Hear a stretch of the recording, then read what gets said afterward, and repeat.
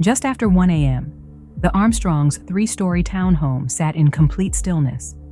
The kind of layered quiet where every floor feels asleep and nothing moves except the air drifting through the stairwell. On the first floor, darkness, doors locked. On the second, 2 parents tucked into bed, their daughter asleep in her room, the alarm set for the night. On the third, their teenage son, awake and restless, the only light coming from the glow of his phone. Nothing sounded unusual. Nothing felt wrong. Until the silence split open. 3 gunshots tore through the second floor, sharp enough to jolt the walls, fast enough to end 2 lives in seconds. But when officers arrived, the townhome was untouched. No forced entry, no broken locks, no sign anyone had slipped inside or out. And yet, 2 parents were dead where they slept. Their children were alive and unharmed when officers brought them safely out of the home. And the tragedy left a family divided by a violence no one could see coming. The victims in this story, their names were Dawn and Antonio Armstrong. Hey there, and welcome to Sleuthy Express, where the timeline stays tight, the story stays true, and I fight the urge to turn this into a full deep dive. Here, it's true crime in record time. Well, record time for me, anyway. Today's case begins with something ordinary: a quiet house, a sleeping family, and a summer night that felt like any other. But within minutes, the silence inside that townhome would give way to a scene that made detectives question everything they thought they knew about break-ins, timelines, and the people inside. Before we begin, a quick note. This episode includes references to gun violence. Please take care while watching. All right, let's return to the moment everything changed.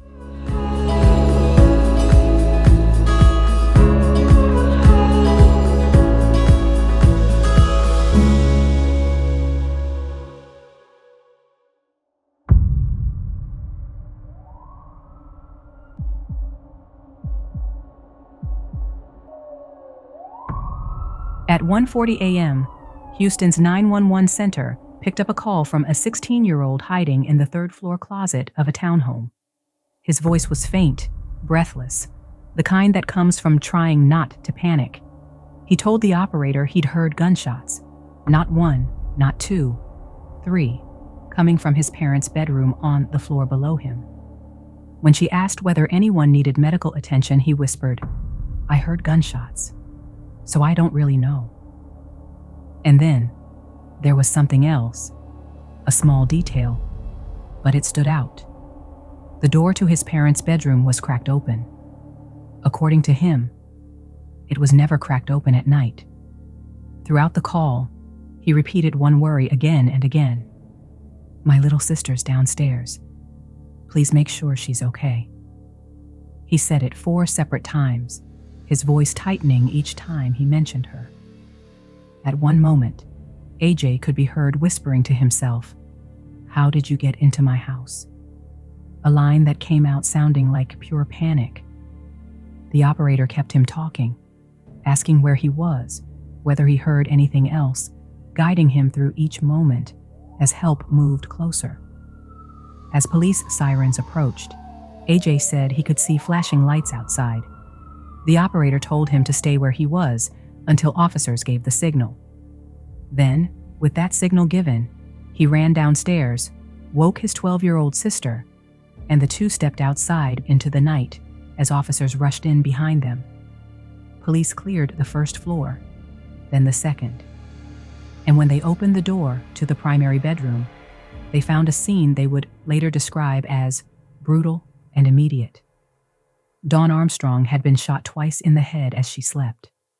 Beside her, Antonio Armstrong Sr. was still alive, barely, struggling for breaths he would not recover from. 2 victims, 2 children pulled from the home, and a story investigators now had to make sense of. Dawn Armstrong was 42, steady, warm, and the kind of mother who seemed to hold every part of her home together. When she met Antonio, she already had a toddler son, Josh. Antonio embraced him completely, so deeply that Josh didn't learn he'd been adopted until years later. Inside their home, there were no stepchildren. They were all simply the Armstrong kids. Antonio Armstrong Sr. was also 42, a former Texas A&M standout who played in the NFL with the San Francisco 49ers, then the Dolphins and the Rams, followed by a stint in Canadian football before returning home to Houston, where he built a string of successful gyms after retiring from football. He was known as a disciplined, driven leader, committed to his work, his community, and the life he was building with his family. Together, Dawn and Antonio were raising 3 children.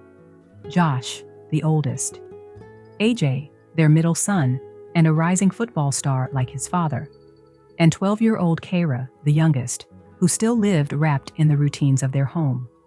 The Armstrongs lived in Bel Air, an affluent Houston neighborhood, were active in their church, and were well known among friends and neighbors.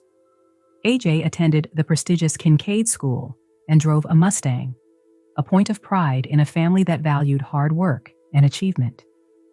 They were polished, structured, blessed. The kind of family you point to and say, they're doing it right. But within hours of the shooting, detectives would learn that what they walked into wasn't just a crime scene inside a perfect home. It was the opening chapter of a case that would challenge every assumption they had. Inside the Armstrong townhome, officers moved quickly, clearing each floor, making sure whoever fired those shots wasn't still inside. On the second floor, they reached the primary bedroom. What they saw there set the tone for everything that followed. Dawn Armstrong was already gone, shot twice in the head as she slept. Beside her, Antonio Sr. was still alive, barely, breathing in short, shallow gasps as first responders rushed to get him out of the house and to the hospital. If this had been a murder-suicide, officers expected to see the weapon close by, on the bed, on the floor within arm's reach. But there was no gun in that room. That possibility was ruled out within minutes. When homicide detectives arrived, they began documenting the scene from the ground up. Just off the bedroom, in the small adjoining office, one detective noticed something on the carpet. A single .22 caliber bullet resting among tiny bits of debris. The rest of the bedroom felt strangely undisturbed. No drawers pulled out, no signs of a struggle, nothing knocked over or ransacked. It wasn't until detectives moved toward the kitchen that the story started to shift. There, some drawers were standing open, like someone had just rifled through them. On the counter sat a .22 caliber pistol and a handwritten note. The letters pressed hard into the page, overwritten, messy, almost angry. When they made it out, the message read, "I have been watching for a long time." And in the corner, 3 more words, "Come get me." Seasoned investigators had seen plenty of robberies and plenty of staged scenes. This didn't look like a typical break-in, so they checked every door and window. All of them were intact. No shattered glass, no damaged locks, no sign of forced entry anywhere. And that's when attention turned inward. The 2 surviving children were separated. AJ in one patrol car, his 12-year-old sister Kara in another, as officers gently slipped brown paper bags over their hands for gunshot residue testing. They had a locked home, 2 parents shot in their bed, and no clear path for an intruder in or out. The next answers would have to come from the people who lived inside that townhome. While first responders worked inside the townhome, detectives began gathering statements, starting with 16-year-old AJ Armstrong, the person who'd made the 911 call. AJ told officers he'd been awake on the 3rd floor, restless and unable to sleep. He said he'd gotten up to use the bathroom, and as he stepped back into the hallway, he heard his parents' bedroom door creak open. A detail that caught his attention because that door was never left open at night. Moments later, he said, 3 gunshots exploded from the floor below him. He ran into his closet to hide and called 911, his voice low, asking the operator to hurry and telling her he wasn't sure if anyone needed medical help. Detectives noted his account, but the house itself was giving them very different information. Every window was intact. Every door was secure. No screens disturbed. No pry marks. No broken locks. There was no sign at all that someone had forced their way into or out of the townhome. And then there was the kitchen. Drawers pulled open. A .22 caliber pistol left on the counter. And a handwritten note with letters pressed so hard into the paper, it looked like someone rewrote them multiple times. To investigators, it didn't resemble a burglary. It resembled staging. And in their experience, a real robber doesn't take time to arrange a scene or leave behind messages for police to find. As detectives continued documenting each room, a new layer of information came in. A second 911 call, this one from Hannah, the girlfriend of the Armstrong's oldest son, Josh. She told dispatch she had woken up to Josh shaking her, panicked, saying an intruder was inside his parents' home, and that AJ told him their parents had been shot. Before she could fully understand what was happening, Josh grabbed his shotgun from the closet and ran out the door toward the Armstrong residence. Within minutes, he arrived at the scene, frantic, out of breath, carrying the gun. Officers immediately separated him, secured the weapon, and began asking where he had been that night and how he learned what happened. Josh explained that he'd moved out of the house weeks earlier and had been asleep at his nearby apartment until AJ called him in a panic. His account was emotional, but consistent, and detectives noted that nothing about his arrival matched the physical layout of the crime. He hadn't entered the townhome. He hadn't been inside the bedroom. There was no indication he had been anywhere near the shooting when it occurred. Meanwhile, interviews continued with Dawn's parents, Antonio's mother, and other close relatives who gathered outside. Detectives were trying to map relationships, timelines, and any possible tensions inside the household, not because they suspected anyone in particular yet, but because the crime scene itself did not align with a break-in or robbery. And as each interview unfolded, officers returned again and again to the simple, unsettling fact the home was presenting. 2 parents had been shot in their bed, and nothing suggested a stranger had ever stepped inside the townhome. With that, detectives made their decision. 16-year-old AJ Armstrong, the caller, the son who'd been awake, was placed into custody and transported to juvenile intake for formal processing as the investigation moved into its next phase. At the juvenile facility, detectives sat across from AJ Armstrong and asked him to go back through the night step by step. He said he'd been awake on the 3rd floor, restless and unable to sleep. He got up to use the bathroom, and as he stepped back into the hallway, he heard his parents' bedroom door creak open, a sound he said was unusual because that door was normally shut at night. Then, he told them, came 3 gunshots, close together. AJ said he ran into his closet to hide and called 911 from the darkness of that space, telling detectives that he stayed on the line until officers gave the signal for him and his little sister, Kara, to come out. Detectives let him talk, guiding him through the timeline without pushing interpretations. They asked what he remembered hearing next. Voices, movement, anything. AJ didn't offer much beyond the gunshots themselves and the creak of that bedroom door. Hours into the interview, detectives circled back to AJ's account of the night. And this time, his story changed. AJ said he actually did see someone in the house. A masked intruder standing in the doorway of his parents' bedroom. He told detectives he could see the eyes and the mouth through the mask, and based on that, he believed it was an African-American male, about 6 feet tall. He said the moment he saw the figure, He turned and sprinted up the stairs before diving into his closet to hide. Detectives listened, but they pressed him on one point immediately. How did the intruder get inside the house? Every door was locked. Every window was locked. No screens disturbed. No pry marks. No indication that any door had been forced or any window had been opened. AJ didn't know how the intruder got out either, only that he saw someone in the doorway before running upstairs. Detectives then reminded AJ of something he had already reported at the scene. The alarm system, according to AJ, never went off. He told detectives it stayed armed the entire night and that he disarmed it only when officers arrived and gave him the signal to come outside. They repeated that back to him, his own words, that he used the key fob to unlock the door and shut off the alarm right before he and his sister exited the townhome. Then detectives shifted gears. They asked AJ about guns in the home. AJ said yes, his father owned one.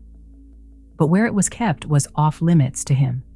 His parents' bedroom, the closet, under the bed, and the drawer by the nightstand. He said he hadn't seen that gun since he'd gone to the range with his father when he was 8. That's when detectives told AJ what they'd found. A .22 caliber bullet on the carpet in the small office next to his parents' bedroom. A bullet that matched a small circular hole in the ceiling of their room, a hole that continued upward into AJ's third-floor bedroom, where it had been covered with socks. AJ hesitated at first, as if surprised, then later said he could explain. He told detectives he'd had a friend over a few weeks earlier and was showing them how to fire a gun. He said he shot it through a pillow and a blanket to block the bullet, but it must not have worked. According to AJ, that stray round had been sitting in the floor of his parents' room ever since. He said he guessed they never noticed it. But this explanation didn't match what he'd first told detectives. Earlier, he had said he hadn't handled the gun since going to the range with his father at age 8. And now the story had shifted to a shooting inside the house just 3 weeks before the murders. Detectives noted the timing and the change in AJ's account before moving to the next question: gunshot residue. They told AJ that if he had fired a weapon, particles would appear on his hands. They urged him to be honest, warning him that when the results came back, it wouldn't look good if he wasn't telling the truth. "Did you fire that gun last night?" they asked. "If there's even a chance, it's better to say it now." AJ didn't waver. He told detectives they could run any tests they wanted. They weren't going to find gunshot residue on him. Despite their questioning, the evidence they laid out, and hours spent in the interrogation room, AJ held to his account. During that time, detectives formally informed him that his mother, Dawn Armstrong, had died. Hours later, they received confirmation that his father, Antonio Armstrong Sr., had also succumbed to his injuries at the hospital. With the case now classified as a double homicide, AJ was taken into juvenile detention as detectives continued sorting through the early leads. 5 days later, the investigation took an unexpected turn. 2 masked intruders broke into one of the Armstrong family gyms. They ignored expensive equipment, went straight to the office, rummaged through drawers, and walked out with one single item: a computer. Detectives had to ask themselves, if AJ was telling the truth, were these the same masked intruders he claimed to have seen? Were they looking for something that connected them to the Armstrong house or the murders inside it? Then came another twist. A woman named Maxine later stepped forward with a series of claims involving Antonio Sr. She alleged connections between him and her husband, Cecil, said she had hired a private investigator, and raised accusations of a prostitution ring and last-minute changes to Antonio Sr.'s life insurance policy. Detectives documented her statements and looked into the claims, but none of it could be verified. In the end, it led nowhere. One more thread that, when pulled tight, unraveled without answers. When the gunshot residue results finally came back, they revealed something detectives didn't expect.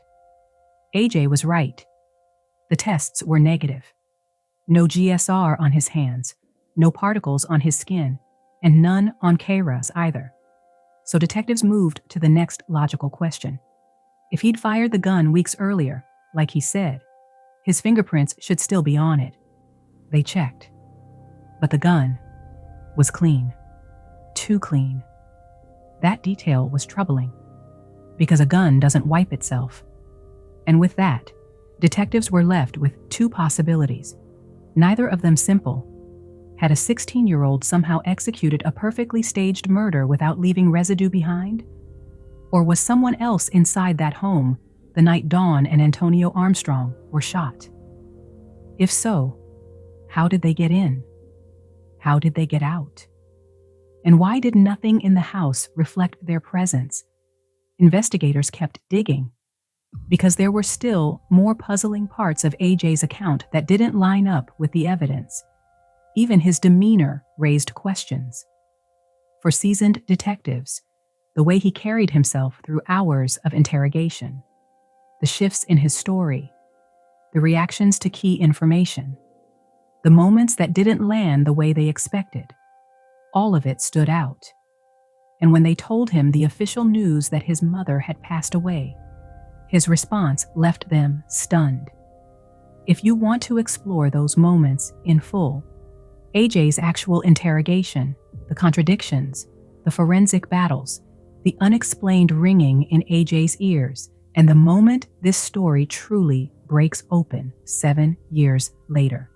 I break all of that down, every twist, every shift, and the part of this case people still argue about on the Sleuthy Stories Podcast. You can listen on Apple, Spotify, or wherever you get your podcasts. I'll meet you there.